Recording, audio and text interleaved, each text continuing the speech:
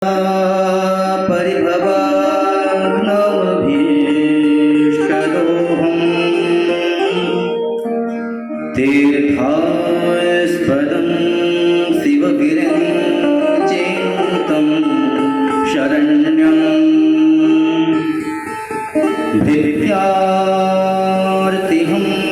प्रणतपालभवाब्धिपूतं वन्दे महापुरुषते चरणारविन्दम्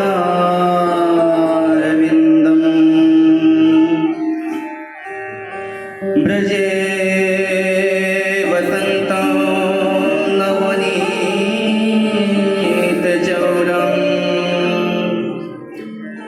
गोपाङ्गनानां जदुकुलचौरम्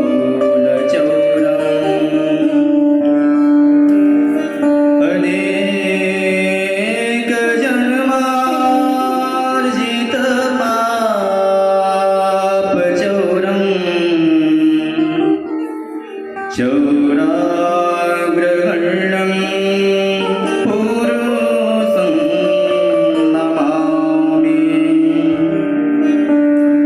राधे तू वरभागिनी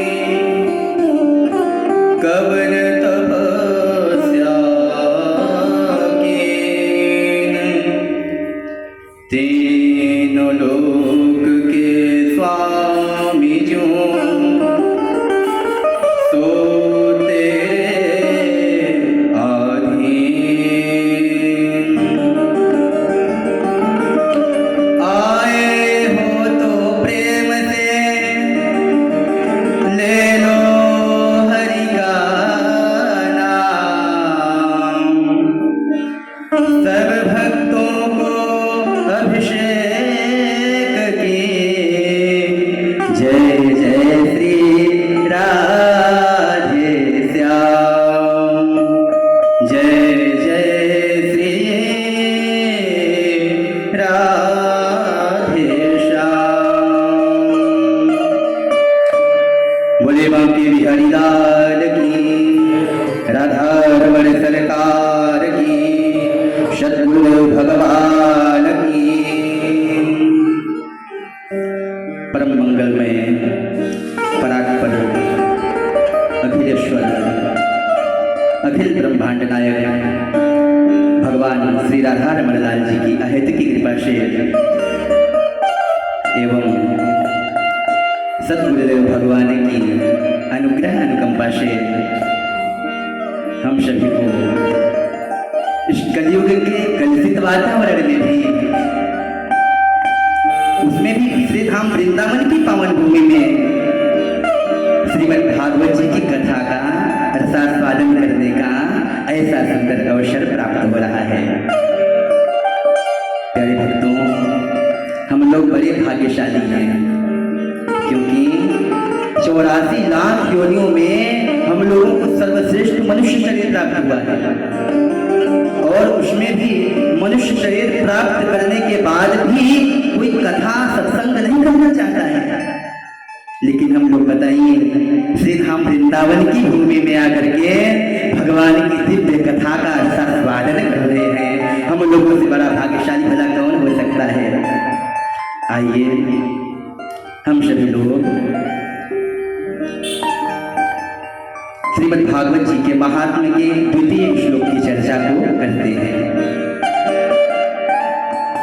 दूसरे श्लोक में भगवान श्री वेदव्यास जी महाराज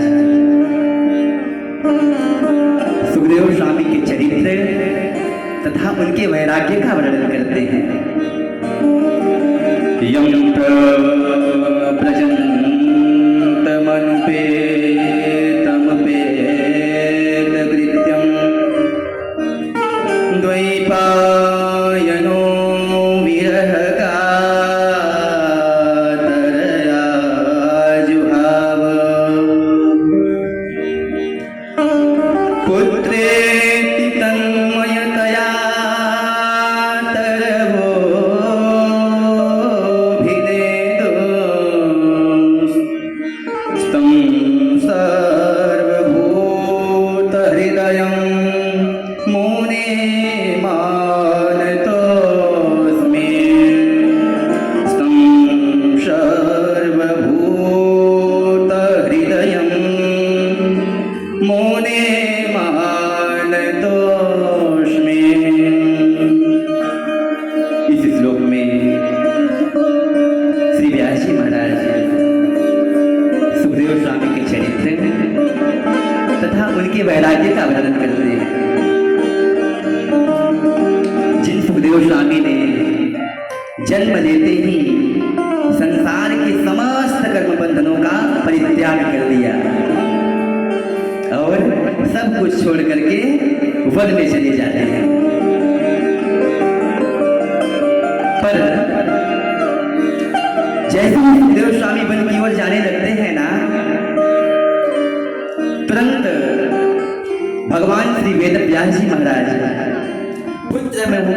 पुत्र मोह में विरही होकर के आसक्त होकर के अपने पुत्र के पीछे पीछे दौड़ने लगते हैं और आवाज लगाते हैं, अरे बेटा रुक जाओ, बेटा मेरी बात सुनो। पर सुखदेव स्वामी को कोई फर्क नहीं पड़ता, वह तो अपनी मस्ती में जंगल की ओर चले जा रहे हैं। जबकि ऐसा नहीं है कि सुखदेव स्वामी से किसी ने कहा हो कि भैया वैराग्य धारण कर लो, जाओ भगवान का भजन करो जंगल में, ऐसा किसी ने नहीं कहा, बल्कि स्वाभाविक रूप से सुखदेव स्वामी वन की ओर चले जा रहे हैं।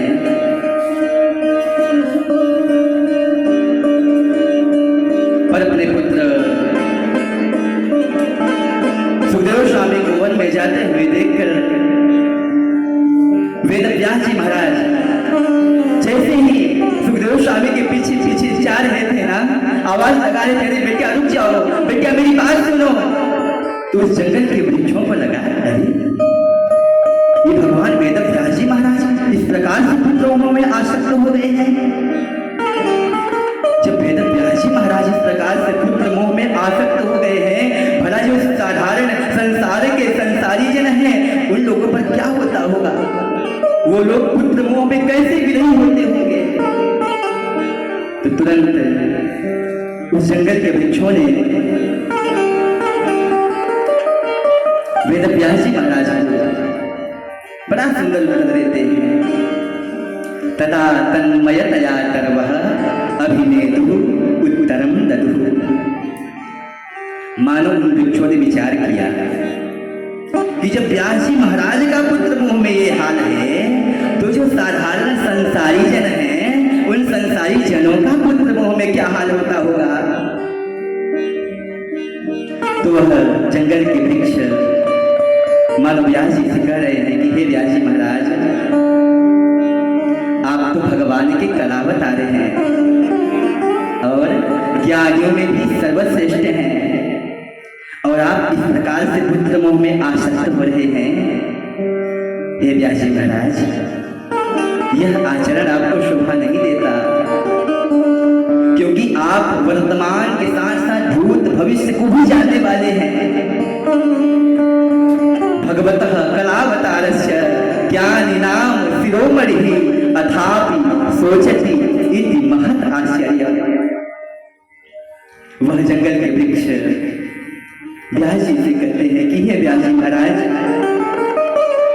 आपका तो एक ही पुत्र आपको छोड़ करके वन में आया है और आप इतने विरही हो रहे हो। पर हे व्यास जी महाराज, हमारी भी कई संतानें होती हैं, पत्तों के रूप में, पुष्पों के रूप में और फलों के रूप में। हमारी भी कई संतानें होती हैं और हमसे अलग हो जाती हैं, पर हम तो कभी भी शोक नहीं करते। अस्माकं फलस्वरूपा बहवः पुत्रा जायन्ते। वह वृक्ष कहते हैं, हे व्यास जी महाराज, फलों के रूप में, पत्तों के रूप में और पुष्पों के रूप में हमारी भी कई संतानें हमसे अलग हो जाती हैं, और तो और कभी कभी हवा का तेज झोंका आता है और हमारी गाड़ी से हमारे पुत्रों को उड़ा करके अपने साथ ले जाता है। शोक नहीं करते, और आपका पुत्र तो संसार के विषयों का त्याग करके भगवत प्राप्ति के लिए वन में जा रहा है, और फिर भी आप शोक कर रहे हो। हे व्यास जी महाराज, यह आचरण आपको शोभा नहीं देता। मानुष तन दुर्लभ यह होयन दो जीवार, पाको फल जिमि गिरि पड़ो, बहुरी न लागहि डार। वह वृक्ष श्री व्यास जी महाराज से कहते हैं कि हे व्यास जी महाराज, जिस प्रकार से पका हुआ फल जब डाली से टूट कर नीचे जमीन पर गिर पड़ता है, तो वह जमीन पर गिरा हुआ फल दोबारा डाल पर लगने वाला नहीं है। उसी प्रकार 84 लाख योनियों में ये जो सर्वश्रेष्ठ मनुष्य शरीर